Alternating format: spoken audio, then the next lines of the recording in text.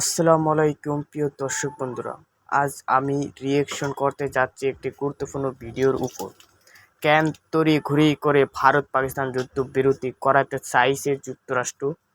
ভিডিওটি বাংলাদেশের জনপ্রিয় টেলিভিশন চ্যানেল এটিএন বাংলার ইউটিউব চ্যানেল থেকে নেওয়া হয়েছে। এই বিষয়টি বর্তমান দক্ষিণ এশিয়ার ভূ-রাজনীতিতে খুবই গুরুত্বপূর্ণ। আর আমরা দেখব এর পিছনে কারণগুলো কি হতে পারে। চলুন দেখে নেওয়া যাক। মাত্র 2 দিন আগেও ভারত পাকিস্তান যুদ্ধে যুক্তরাষ্ট্র নিজেকে জড়াবে না এমন ঘোষণা দিয়েছিলেন মার্কিন ভাইস প্রেসিডেন্ট জেডি ভান্স। কিন্তু পাকিস্তানের হামলার তীব্রতায় হতবাক হয়ে যাওয়া ভারতের অসহায়ত্ব টের পেয়ে তড়িঘড়ি যুদ্ধবিরতি করাতে উদ্যোগী হয়ে ওঠে যুক্তরাষ্ট্র। কিন্তু কেন হঠাৎ এই ইউটার্ন? যুদ্ধবিরতিতে যুক্তরাষ্ট্রের সম্পৃক্ততার নেপথ্য কারণ জানাচ্ছেন ইমতিয়াজ আলম।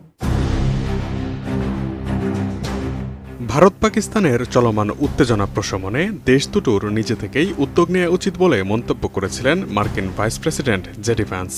তবে দেশ দুটি যুদ্ধে জড়িয়ে গেলেও সেটি যুক্তরাষ্ট্রের মাথা ব্যথার বিষয় নয় বলেও মন্তব্য করেছিলেন তিনি। ব্রিটিশ বার্তা সংস্থা রয়টার্স এবং গার্ডিয়ান এ খবর জানায়। কিন্তু এমন মন্তব্যের 2 দিন পরেই নিজের অবস্থান থেকে পুরোপুরি ঘুরে গিয়েছেন জেডি ভ্যান্স। তোড়জোড় করে যুদ্ধবিরতির ঘোষণা দিয়েছেন। কি এমন হয়েছে এই 2 দিনেই যার কারণে ইউটার্ন নিয়েছেন জেডি ভ্যান্স ও তার প্রশাসন?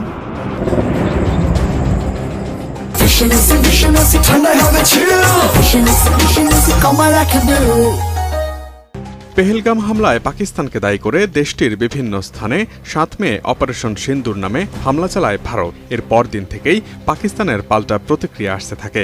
ভারতের গৌরবের প্রতীক রাফাল যুদ্ধবিমান সহ সুখোই ও মিগ-29 যুদ্ধবিমানকে পরাস্ত করার মাধ্যমে সাড়া ফেলে দেয় পাকিস্তান।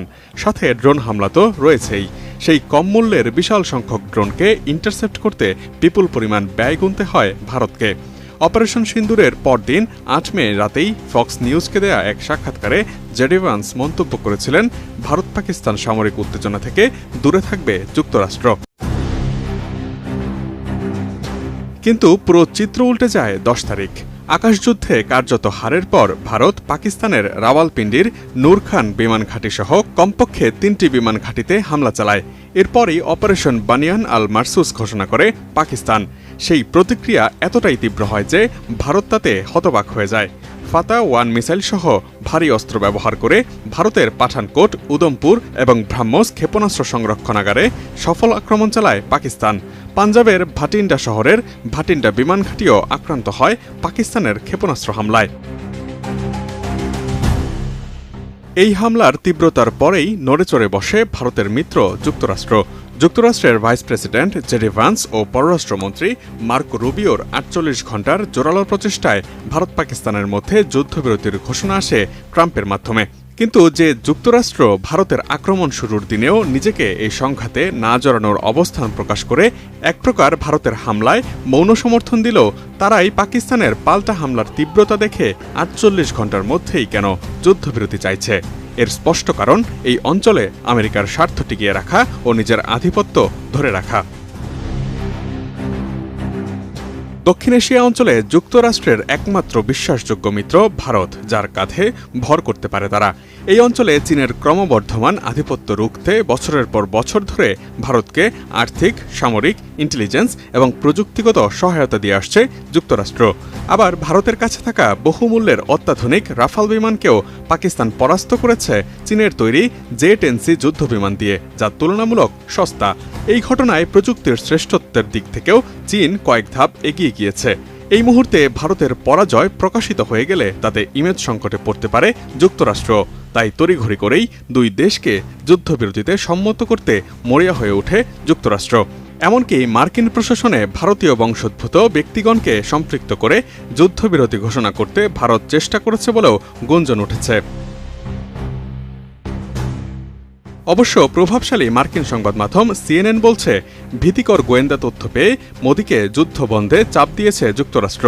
সংবাদ মাধ্যমটি বলছে, প্রতিবেশী ভারত ও পাকিস্তানের মধ্যে সংঘাতের মধ্যেই শুক্রবার সকালে যুক্তরাষ্ট্র এমন কিছু গোয়েন্দা তথ্য পায় যা পরিস্থিতিকে বিপজ্জনক বলে ইঙ্গিত দেয়। ওই তথ্যের ভিত্তিতে vice president JD Vance president Donald ট্রাম্পকে পুরো পরিকল্পনার ব্যাপারে অবহিত করে সরাসরি নরেন্দ্র মোদীকে ফোন করেন এবং সপ্তাহান্তে বড় ধরনের সংঘর্ষ হতে পারে বলে সতর্ক করে আলোচনার টেবিলে বসতে আহ্বান জানান। অন্যদিকে পাকিস্তানের পররাষ্ট্রমন্ত্রী ইসহাক দারের সাথে মার্কিন পররাষ্ট্রমন্ত্রী মার্কো রুবিওর ফোন আলাপ ছাড়া যুদ্ধবিরতির ব্যাপারে পাকিস্তানের সম্মত হওয়ার তেমন কোনো তথ্য সামনে আসেনি। তবে যুদ্ধবিরতি নিয়ে কাজ করায় মার্কিন প্রেসিডেন্ট ডোনাল্ড ট্রাম্পকে ধন্যবাদ জানিয়েছেন পাকিস্তানের প্রধানমন্ত্রী Shehbaz Sharif. Imtiaz Alam, desk report, ATN news. ভিডিওটা দেখে আশা করি আপনারা কিছু হলেও বুঝতে পেরেছেন কেন যুক্তরাষ্ট্র এত দ্রুত যুদ্ধবিরতির চেষ্টা করেছে। আপনারা কি মনে করেন, এর পিছনে শুধুই মানবিক কারণ, নাকি এর সাথে জড়িত আরও বড় কোনো রাজনৈতিক হিসাব? কমেন্টে অবশ্যই জানাবেন আপনাদের মতামত।